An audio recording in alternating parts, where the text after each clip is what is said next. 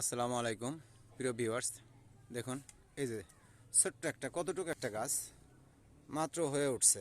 এই দেখেন পাত্রটাই বা কতটুক, একটা 2 লিটার তেলের বোতলের মাঝখান দিয়ে কেটে তার ভিতরে লাগানো হয়েছে।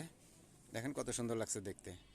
ছোট্ট চারা কিন্তু মরিচ কটা তাতে হয়েছে, আরও ছোট ছোট ফুল আছে, কুড়ি আছে। আশা করি যে যেখান থেকে দেখছেন ভালো লাগবে।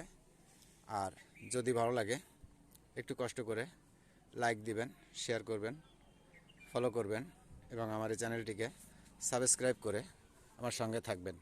এই দেখেন পাশাপাশি ওই যে আরেকটা গাছ, দেখেন এখন কত সুন্দর লাগছে দেখতে। আশা করি সবাই এভাবে অপ্রয়োজনীয় পাত্র বা অবশিষ্ট পাত্রের মধ্যে এরকম লাগানোর চেষ্টা করবেন, দেখবেন খুব সুন্দর লাগবে এবং এতে পরিবারের অনেকটা চাহিদা পূরণ হবে। এই মরিচগুলো পাহাড়ি জাতের মরিচ, এতে প্রচুর পরিমাণে ঝাল। তো এটা যদি আপনারা চাষ করেন, এতে বেশি কষ্ট না, শুধু একটা চারার প্রয়োজন আর একটা অপ্রয়োজনীয় বালতির প্রয়োজন বা অপ্রয়োজনীয় বোতল বা যে কোনো পাত্র হলেই হবে। দেখুন কত সুন্দর লাগছে।